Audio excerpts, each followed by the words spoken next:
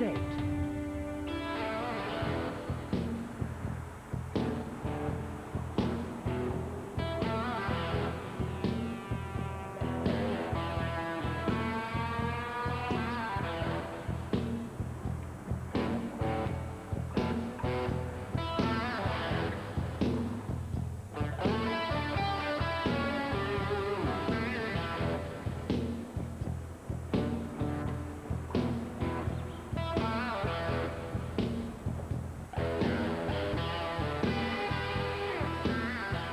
Monday was Saskatoon, Tuesday was Regina, Wednesday was Red Deer, Thursday was Lethbridge, and then back to Calgary and then Edmonton on Saturday.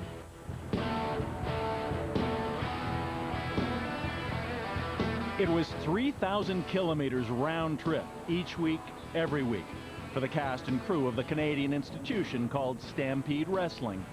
It was crazy, it was insane. We'd stop in Moose Jaw and get gas, and we'd stop in Lethbridge and get more fuel. Other than that, drink beer and pee on the side of the highway if it wasn't too cold.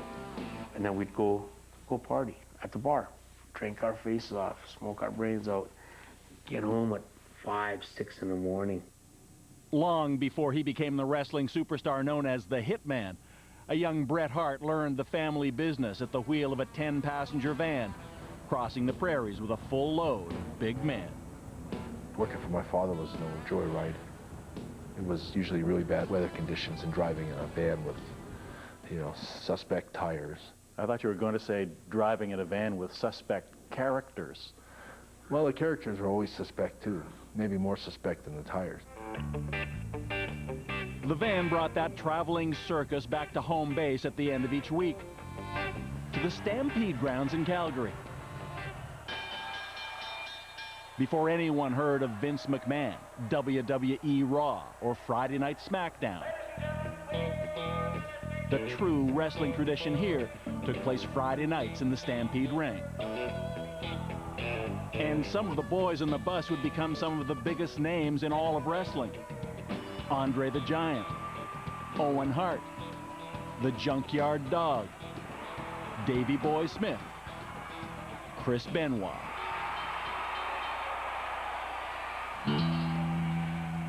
But soon, one by one, each of them would prematurely die, along with many other graduates of Stampede Wrestling. In the past decade and a half, a dozen of them dead at an average age of just 41. Of the people who were in your immediate group, how many are deceased today? I try not to count that. I'm missing too many friends. Okay. Well, sometimes I get angry. Hello, I'm Bob McEwen. Welcome to the Fifth Estate. Arguably the most famous of the men in that van who got their start here in Calgary at the Stampede Wrestling Ring, who died too young, was Edmonton's Chris Benoit. He went on to capture the World Heavyweight Championship. But you don't have to be a wrestling fan to know his name, because Chris Benoit will always be remembered for something else, something that happened last summer, when the bodies of the 40-year-old Benoit, his wife, and their young son were discovered at their home outside Atlanta. It made headlines around the world, labeled a steroid-fueled murder-suicide. On this edition of The Fifth Estate, a detective story, tracking down the truth about what really happened to Chris Benoit, to many more who made their living in the ring. The answer could be a matter of life or death to athletes in other violent sports as well. To truly understand the Chris Benoit story, you first got to go back to the glory days of Stampede Wrestling. And whatever you think about the sport, however staged and scripted it may be, one thing is sure. There has always been real pain. No one knew that better than the late Stu Hart, Bret Hart's dad, Stampede's founder. Stu Hart started in the ring himself, then became a promoter, importing stars like Killer Kowalski and Whipper Billy Watson to a territory that included Western Canada, Montana, and Washington. For decades to come, Stampede would be the definition of old school wrestling. It's the real gritty, real hardcore wrestling. the way it was best sold. Look out! Good guys and bad guys were pretty clearly defined. But it was a great show for its realism. It was really quite real. Stu Hart wasn't just a wrestling legend. He was also a legendary patriarch, raising a dozen children at the sprawling Hart home on the outskirts of Calgary. Here, Stampede prospects were led into the basement to see if they had the right stuff. I'm ready. I'll take some moves, sir. Oh, yes, sir. Those who underestimated the old man with the bad back I don't feel my arms, sir. soon learned why Bret Hart and his siblings called it the dungeon. I got the power here, Dad. Stop it, sir. Stop. Soon he'll go to sleep. Oh, yeah. That poor guy down in the dungeon. What was that guy feeling when he was making those noises? It might have been close to a religious experience for him. I think he was learning the hard way that he shouldn't smart-ass my dad. You know, my dad was I think fair to say that my dad was an expert at taking it right to the edge of your stress limits. But Stampede Wrestling was about to be taken to the edge too, with the arrival from Britain of the Dynamite Kid, Tom Billington. Watch him go off the top now. Yes, sir. Oh, beautiful. Just 170 pounds, with an acrobatic style, he soon attracted attention from fans like Michelle Smadou. What a spectacular wrestler, like high-flying moves. It was like watching a ping pong ball in the ring. He was that quick. Look out. What the Dynamite Kid lacked in size, he more than made up in altitude. Moves that often ended in fearless head-to-head contact. Oh, Mamma Mia.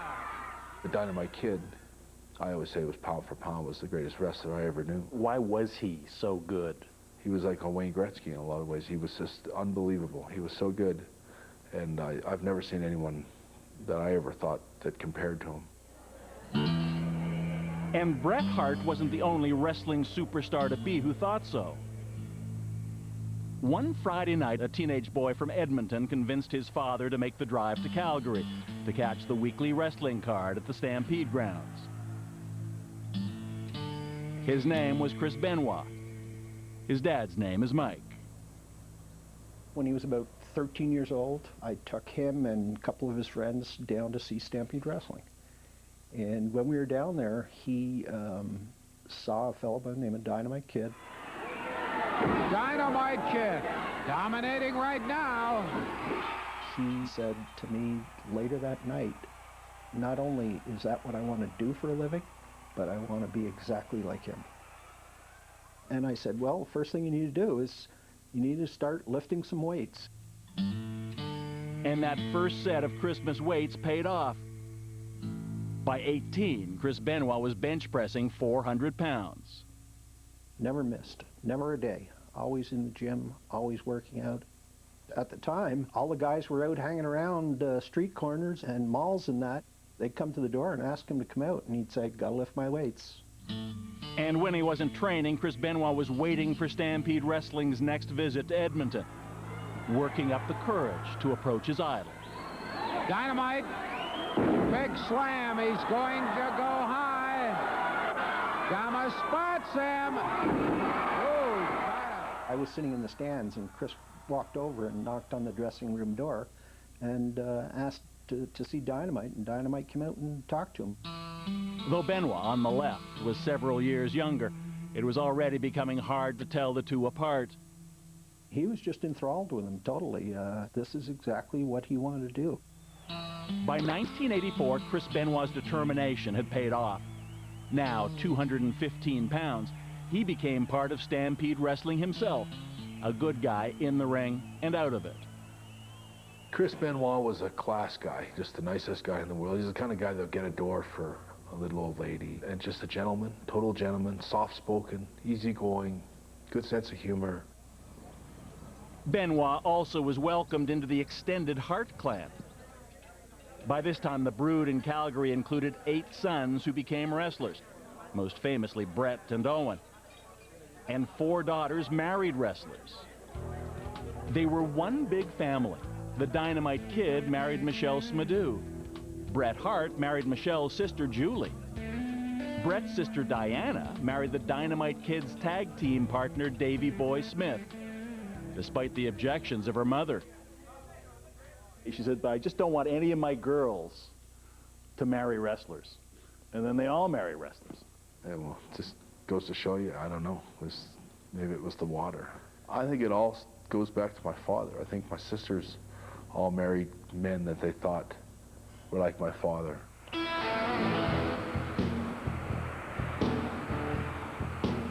Back on the road in the Stampede van, Chris Benoit learned the ropes from the Dynamite Kid, literally. Perfecting the neck-snapping, head-jarring high-wire act that the Kid brought from England. It was a hard life for hard men, and the Dynamite Kid was certainly that, though he seemed to have a soft spot for young Chris Benoit. Tom always had an affection for him, and I always wondered if it was because they looked so similar and Chris could imitate Tom's style perfectly. Stu Hart has predicted big things for this young Chris Benoit, and we're getting them already. Basically, he followed in Dynamite's footsteps. The way he wrestled, with the flying headbutts off the top of the rope, even the way he walked. I mean, he emulated Dynamite Kid. As you'll see, there would be even more dangerous ways in which Chris Benoit imitated his idol. By now, the Dynamite Kid had wrestled in Canada for 7 years, with the scars to show for it. Tom had many injuries. He was taking Percocet, Percodan, Quaaludes, all kinds of drugs, self-medicating himself to live with the pain. A lot of these guys that got taking pain pills from even Dynamite Kid, and so many of these guys, I don't think they ever realized, I don't think they ever saw them as a bad thing. I think they always saw them, they're almost like harmless. It's not going to hurt anything. As Stu Hart taught them, pain went with the territory. Constantly on the road, so did alcohol and a wide range of pharmaceuticals, according to Jake the Snake Roberts. I couldn't go to sleep at night because I just want to keep thinking, how much better can I be? What can I do? What can I invent? What would be a better way to do this? Just that craving to do the perfect damn thing. You can't even go to sleep, man. And so you self-medicate.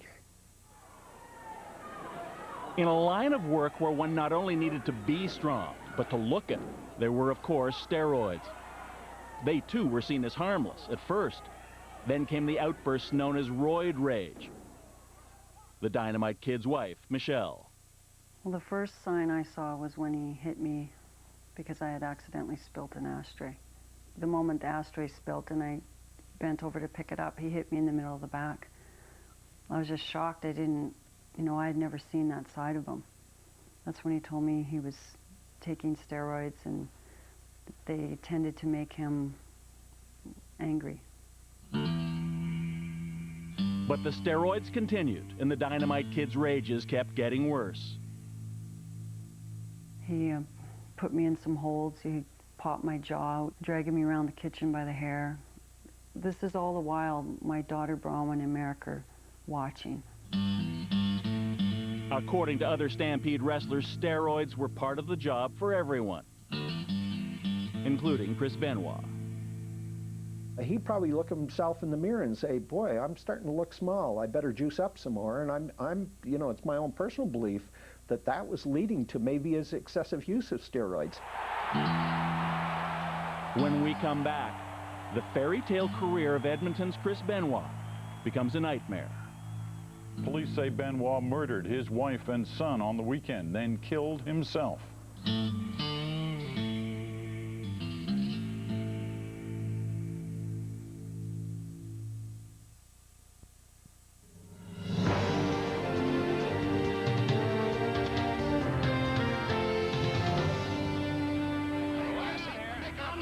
It is everything that Stampede wrestling was not. Loud, profane, hugely profitable. The astounding TV success of the WWF, the World Wrestling Federation, now known as the WWE, would spell the demise of regional wrestling, like Stu Hart's mom-and-pop operation in Western Canada. Under owner Vince McMahon, the opposite of old school, World Wrestling would also promise wealth and fame for Stampede's top talent, like Jake Roberts. In my day, it took you 10, 15 years to establish yourself nationwide. Vince McMahon can do it in 3 weeks. Power of television. By the late 1980s, Roberts and other Stampede stars like the Dynamite Kid, Davey Boy Smith, even Stu Hart's sons, Brett and Owen, had made their way to the big time. If Stampede was that old van, World Wrestling was a stretch limo. WWF was an airplane every day, and it was a different city every day, and that became an adventure. Whereas working for my dad, going back to Saskatoon every Monday was the adventure, and that had been, you know, worn out a little bit. But for the up-and-coming Chris Benoit, the best was yet to come. When his mentor, the Dynamite Kid, left Calgary, his final act was to hang his wrestling shoes around Benoit's neck, a sign that young Chris's time had arrived. Wrestling journalist and author Irv Muchnick. He had a chance to actually fulfill his dream of following in the Dynamite Kid's footsteps and be a star at Stampede Wrestling and ultimately around the world. But the wrestling world was becoming a much different place thanks to Vince McMahon.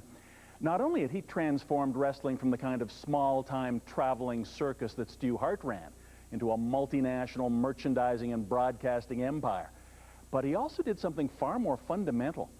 In a sport where the old-school philosophy was always to try to make what happened in the ring look real, even if everyone knew it wasn't, McMahon did precisely the opposite, proclaiming it was all an act. There was a reason for that. He wanted to get out from under state athletic commission regulations and taxes.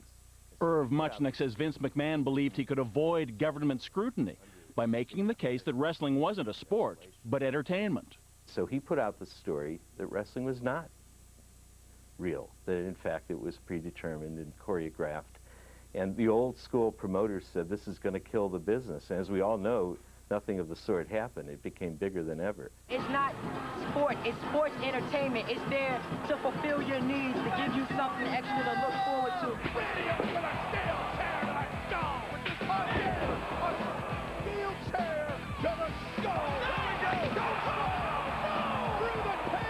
Before long, the push for more fans and more profits resulted in more violence in wrestling matches. Still staged and scripted, but increasingly dangerous. The brake that used to be on this business automatically, whether it was through regulation or self-regulation, just isn't there anymore. And the money, the riches, the glory is making people do things that they'd never used to do. But the British Bulldogs, as the Dynamite Kid and Davey Boy Smith were known, fit perfectly with Vince McMahon's new direction. When Dynamite arrived in Calgary, he'd weighed just 170 pounds. Now, as a World Wrestling headliner, he'd gained 50 pounds of chemically induced muscle.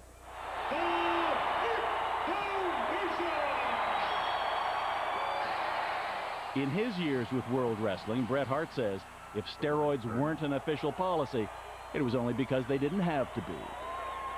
No one came out and outright told you that that you had to take them, or you should take them, or they would advise it might be in your best interest to take them. Jake Roberts never gave it a second thought. The man nicknamed the Snake says he told Vince McMahon he would do anything to get to the top. Yeah, I've been over the desk and begged him to shove it right up my kazoo, if that's what it was about. He's a businessman. I wasn't. And Chris Benoit was also living his dream, bound for greatness. After Stampede Wrestling closed, he again followed in the footsteps of his idol, the Dynamite Kid, wearing a mask to wrestle in Japan.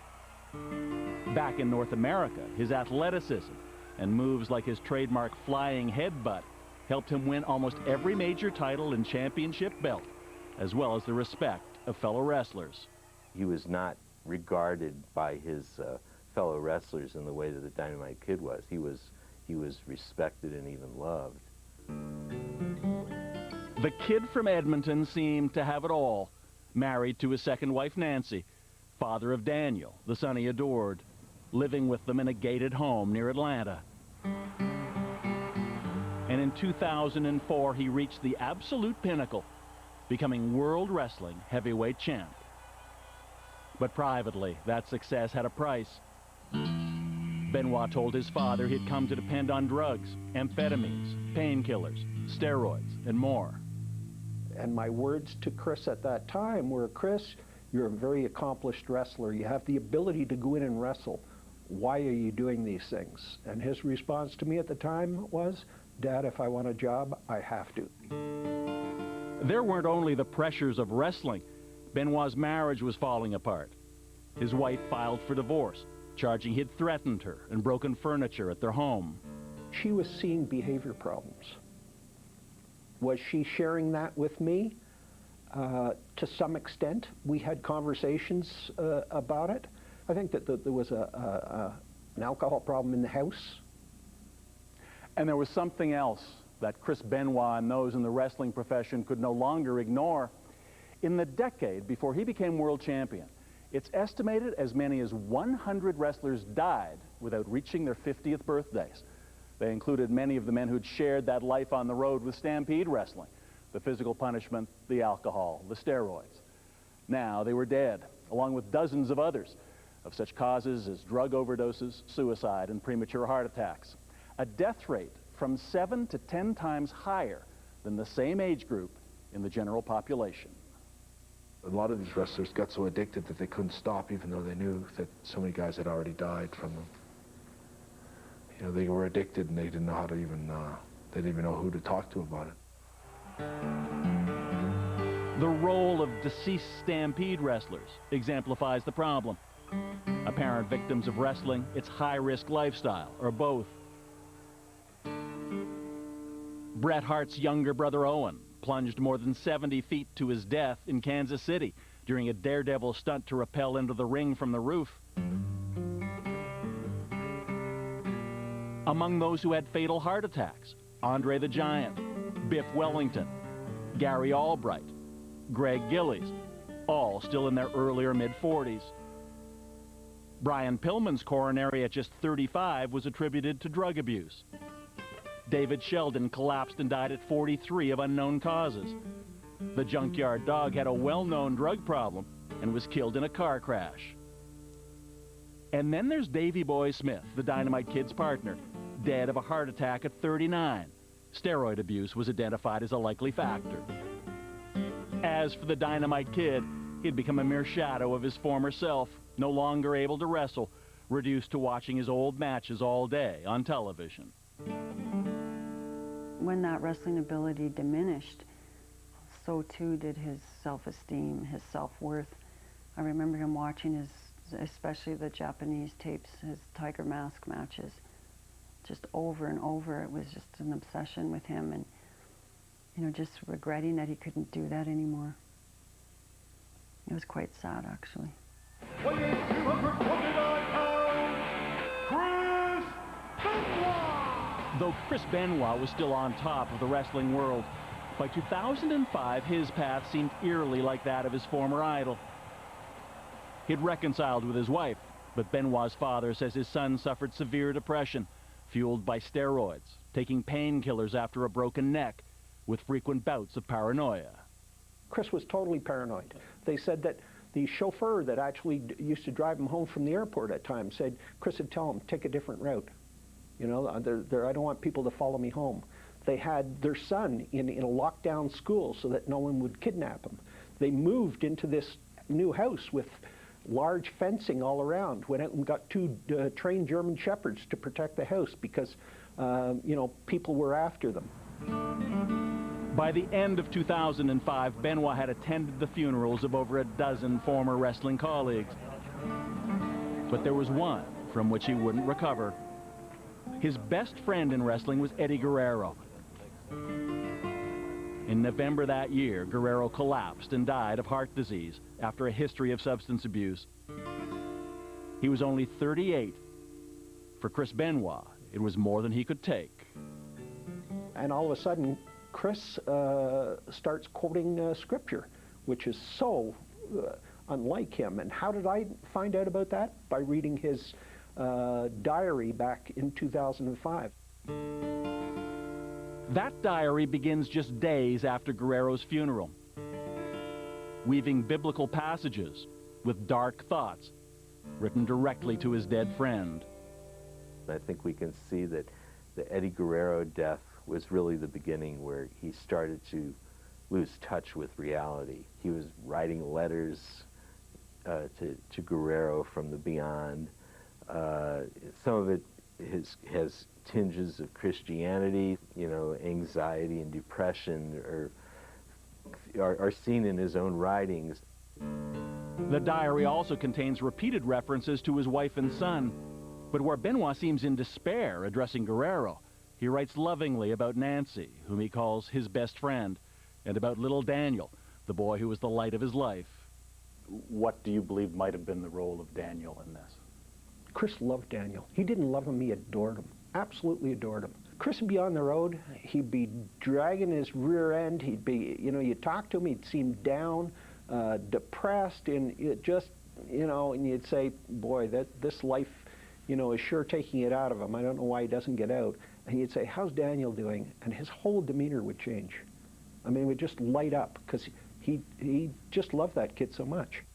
For Mike Benoit, it would make what happened next even more incomprehensible.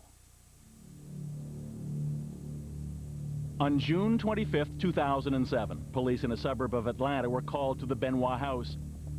Inside, they found Nancy Benoit and 7-year-old Daniel, strangled in their beds. Chris Benoit was hanging in his home gym, suspended from the neck by the steel cables he used for his workouts. My world was extremely black. Our family, I mean, it was unbelievable. It was horrific. It was, I can't tell you how bad it was. If the untimely deaths of so many other wrestlers hadn't grabbed public attention, this one would. Police say Benoit murdered his wife and son on the weekend, then killed himself. It struck me as somewhat bizarre that perhaps he would even be in the home with their deceased bodies for some length of time. To those who knew him best, it was an agonizing mystery, even with his wife's accusations of domestic violence.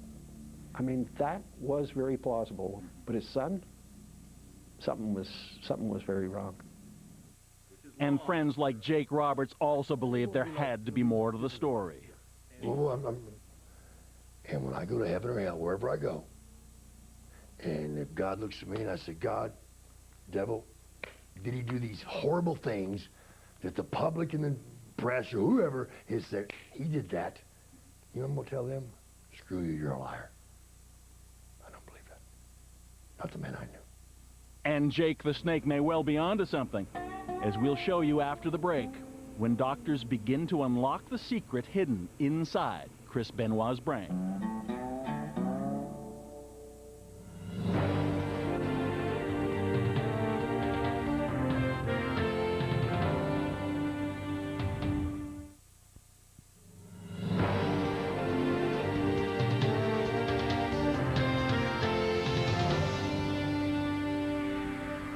Last night on Monday Night Raw, the WWE presented a special tribute show, recognizing the career of Chris Benoit.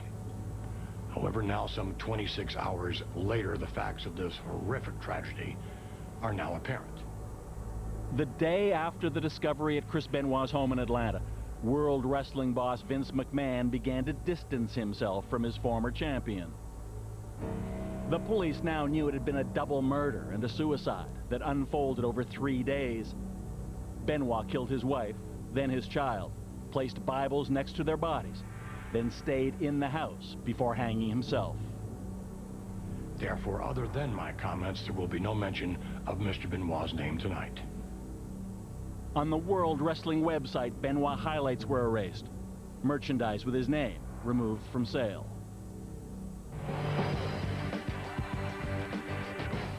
Did anabolic steroids play a role in the death of Benoit and his family? Speculation about what happened and why was rampant.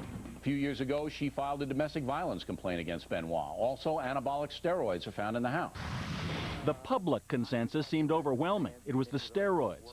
Even Congress, believe it or not, is poised to act to bring down the hammer on steroid use within pro wrestling. Chris Benoit's physician was arrested for improper prescriptions. He'd reportedly been giving Benoit almost a year's supply of steroids every month. No comment. The loss of his daughter-in-law and grandson at the hands of his only child was more than Mike Benoit or any parent could bear. I wish he would have died of a heart attack or a car crash or anything. It would have been much easier to handle than what we were given. At the time, like almost everyone else, he believed it could well have been the steroids. But some who knew the wrestling world from the inside weren't so sure, like Chris Benoit's old friend, Bret Hart. Well, personally, I've seen wrestlers that were, a lot of wrestlers that were on steroids and had short fuses and stuff, but the kind of temper and rage that would come out is they were the kind of guys that go out and tip your car over in the parking lot, but they wouldn't actually fight you or do anything to you physically. Or it was, I don't think steroids made you lose your sense of right and wrong. The week after the murders, full of anguish and doubt, was the longest of Mike Benoit's life. Then, for what must have seemed like the millionth time, the phone rang. Someone else offering condolences. The caller introduced himself as Chris Nowinski. He said he was a former wrestler, and he had a question about Mike's son. I was actually spent the first 2 days trying to get somebody who we already knew to go between to make the introduction, because I didn't think he would answer the phone. Nowinski was apprehensive because what he wanted to ask was, could he have Chris Benoit's brain? And I kept looking at the phone thinking, is this the National Enquirer? Like, who is this? Chris Nowinski wrestled under the name Chris Harvard. He was in fact a Harvard graduate whose own ring career was ended by a devastating boot to the chin. And it ended up basically cleaning my clock, giving me a concussion. And it just progressively got worse to the point where I couldn't even hold a conversation. Now, Nowinski suffered from violent nightmares that he often acted out. I jumped off the bed and went into the wall and then fell to the nightstand and didn't even wake up for another 20 seconds, she said. And that's when I realized that I needed to stop, until I figured out what was going on with my brain. It wasn't until he visited his 8th doctor, a renowned neurosurgeon in Boston, that he learned he'd been suffering a series of undiagnosed concussions of the brain. I even found out I didn't even know what a concussion was.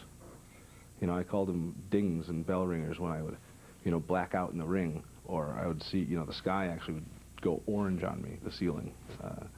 And I just always thought those were normal things. Nowinski's medical odyssey finally led him here, the University of West Virginia, where he met Dr. Julian Bales, who'd studied athletes with concussions, thousands of them, along with his colleague, Dr. Bennett Amalu. What really surprised us was the amount of mental and cognitive problems that they were having, and also depression. In Chris Benoit's diary, the musings on death, the paranoia about his son being kidnapped, his nightmares and constant fatigue were all depressive symptoms Dr. Bales had found in many others. But Bales and Amalu took the study of concussions further than anyone ever had, searching for physical evidence in the brains of dead athletes who'd suffered head injuries. Not wrestlers, but football players. If you read their life story, you'll see a very common thread of failure in their personal life, failure in their business life, depression, suicide attempts, and then suicide completion. So they had a very common thread. The catalyst was the case of legendary Pittsburgh Steeler Mike Webster, winner of 4 Super Bowls, then a coach with the Kansas City Chiefs. Towards the end of his career, Webster couldn't remember where he lived and often slept in the Chiefs' locker room. He wound up living in his truck, frequently zapping himself with a taser to try to stop his constant pain. Mike Webster was only 50 when he died of a heart attack. And the toll of other football fatalities the doctors found echoed the litany of dead wrestlers. Among them, former Steeler Terry Long, Pittsburgh lineman Justin Strelzik, former Philadelphia Eagle Andre Waters. Though none had a history of depression, all committed suicide in the past few years after sustaining head injuries. Analysis of their brain tissue revealed the presence of a protein, usually seen in the brains of elderly people with dementia, but almost never in normal middle-aged men. Doctors say the probability of that abnormal brain protein being found in someone in their 30s or 40s is about 1 in 100. But the researchers found it in every football player they studied who'd suffered concussions of the brain and then committed suicide. It was a groundbreaking discovery, and subsequent peer review of the work done by Drs. Bales and Amalu has been overwhelmingly positive. The conclusion: football players are at great risk of profound behavioral changes caused by head injuries. Now, Chris Benoit's suicide opened the door to include wrestlers. It was ex-wrestler Chris Nowinski who convinced the families of many deceased football players to grant permission for the doctors to study their brains. It's why he called Mike Benoit just days after the death of his son Chris. Mike said he'd get back to him. Yes. The next day he did. And I said, yes, I've decided, and that's when it started. Chris Benoit's brain was driven from Atlanta to the University of Pittsburgh and delivered to Dr. Benoit Amalu, who was amazed by what he saw. Chris Benoit's brain looked like the brain of an individual suffering from a specific type of dementia. And this type of dementia you see in people in their 80s and 90s, which was extremely unusual. That finding was consistent with each of the other athletes they'd studied. But what's more remarkable, and what's now being submitted for peer review before publication in a major medical journal, is that the damage they found in Chris Benoit's brain was so extensive that the doctors believe he cannot be held responsible for the terrible deaths of his wife and son. We think maybe that brain was, in a behavioral sense, diaphragm and disconnected, no longer able to cope with the normal life's events and stressors. We don't think it was roid or steroid rage. We think it's a different syndrome than that. Every finding has been confirmed by other neuropathologists. I don't know of one neuropathologist that's ever come forward and said this isn't true. But that didn't stop World Wrestling boss Vince McMahon from going on CNN and rejecting the new research. The findings themselves stated Chris Benoit had the brain of an 85-year-old man with dementia. And I would suggest to you that if from a layman's standpoint, Chris Benoit could not do what he did for a living. He could not function as a normal human being. He couldn't even go to the airport if, in fact, that report were accurate. For now, the only specific response to all of this from Vince McMahon and World Wrestling has been to ban hitting an opponent in the head with a chair. We wanted to ask about the alarming death rate among wrestlers and the issues raised by the new head injury research, but the WWE refused our request to talk to Mr. McMahon. But the fundamental question raised by the research is potentially huge for wrestling. What exactly does a vast revenue center like the WWE owe its gladiators, who bring in the fans, the ratings, and the money, and who, if the science and statistics are correct as they appear, are systematically sustaining severe physical and mental damage to do it? Even those who survive carry scars from life in the ring. Bret, the Hitman Hart, retired in 2000. Shortly afterwards, he suffered a stroke. Doctors say multiple concussions are a probable cause.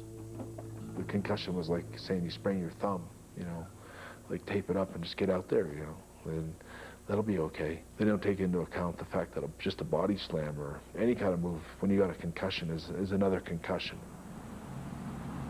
Back in Britain, the man Chris Benoit emulated his entire career has so far survived too, though these days the Dynamite Kid is confined to a wheelchair in near constant pain.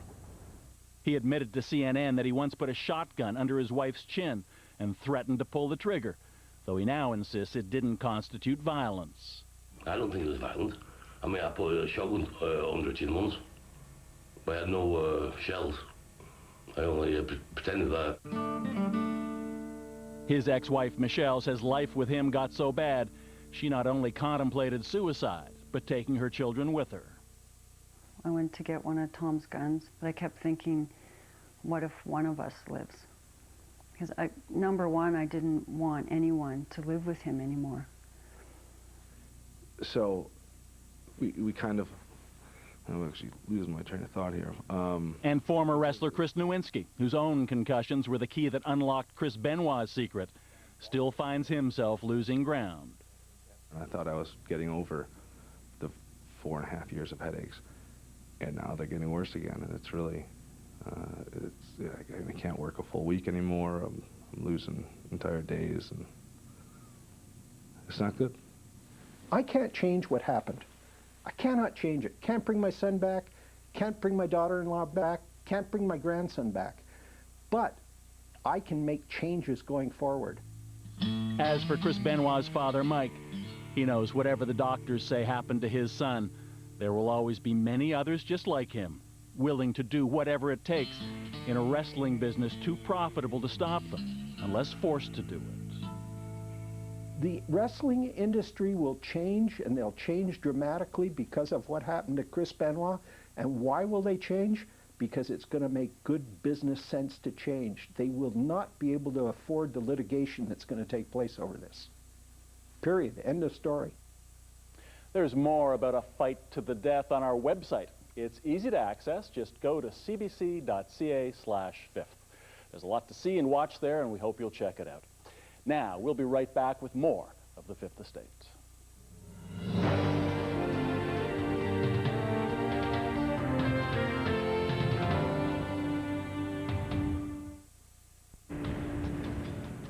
Don't forget to log on to our website. It's at cbc.ca/fifth. And that's our show for this week. I'm Bob McEwen. Thank you for watching. We'll see you soon. Tonight on The Hour, Sue Johansson has been dishing out sex advice for over 30 years. She's the Dr. Ruth of the North. Sue Johansson, tonight. This is the place. This is The Hour. Tonight at 11 on CBC. Tomorrow, it's a special CBC's Hockey Night in Canada. Ron McLean hosts live from Winkler, Manitoba, as Matt Sundin leads the Leafs into Montreal to battle Saku Koivu and the Habs. CBC's Hockey Night in Canada, tomorrow at 7 Eastern. The National is next on CBC.